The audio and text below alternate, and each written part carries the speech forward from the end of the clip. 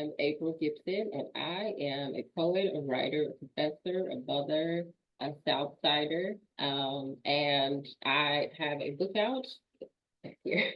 It's titled "The Span of a Small Forever," and it is a poetry collection that things, but definitely highlights the experience of living with chronic illness as a Black woman and those kind of intersecting themes of race and gender and economics and even faith.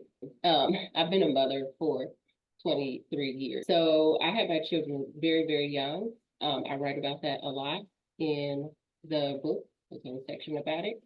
It's a blessing, as a lot of people say, but it's also very hard work. And it's something that helps shape you as a person, in my opinion, not just you shaping the people you bring into the world.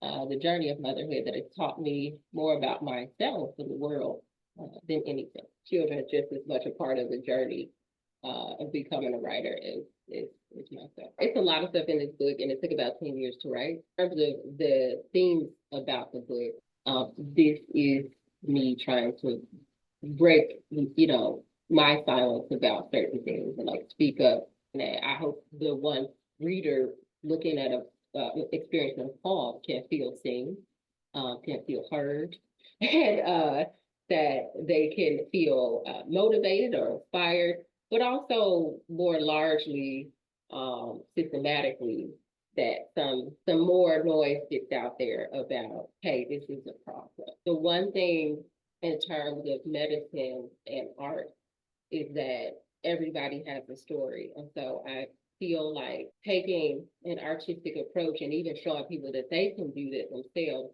How do you express what's happening to you when you don't have the words of a physician, right?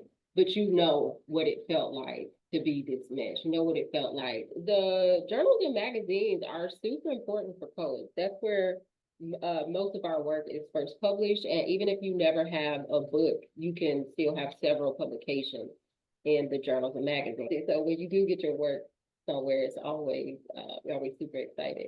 So I am heavily influenced by Chicago. I was born and raised here on the South Side. And the one thing that you will see in my work a lot are historical references or associations with Black history that extends beyond Chicago. You realize the Great Migration brought millions of Black people from the South, and particularly from Mississippi, to Chicago. And so that's what makes this culture specifically what it is in the cities. And so you will find that in my book. I'm like excited that I could blend my family history with actual history. There is a particular piece, and it's called Cold Water, and it's for Medea, because don't we all have them? We pile into the rented minivan, more people than seats, set out for our customary voyage back to sweltering Mississippi, a summer vacation every Black child up south would take. We eat cold cuts and cheese products, sliced, quartered, packed back into the bag. Children crab unbuckled on the floor, scarfing down wet sandwiches. We stop for gas and piss breaks at stations where we see women climbing in and out of semi-trucks. Grandma demands we not enter the restroom alone. After half a day's drive south, we make it to the town of Coldwater, the place where my mother was born of a dry birth on a couch in her grandmother's house. You have no choice unless you want to die, but to survive, that's what you do. But in that particular section of the book, you'll see like that journey of why me to kind of just taking charge over what's trying to kill you.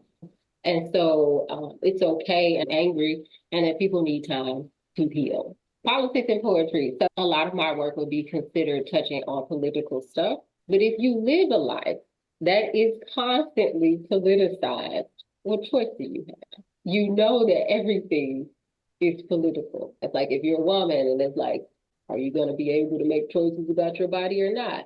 If your skin color becomes politicized, if your income, all of these things are there. And so it's in my view, inseparable. Mhm. Because if I'm expressing artistically the depth of my emotion about existence, mine, or other people forever, right? Your life, your span of life, but even if you live to be 100 years old, that's still a drop in the bucket in the larger picture.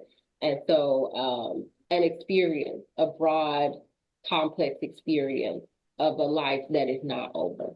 I'm just grateful to be able to share my work with the world. I've heard from people who have read it, like how it touches them or what it does for them, and that's the most rewarding part for me, is that it meant something to other people, and that people can actually feel or hear or see what I'm trying to convey. It's amazing.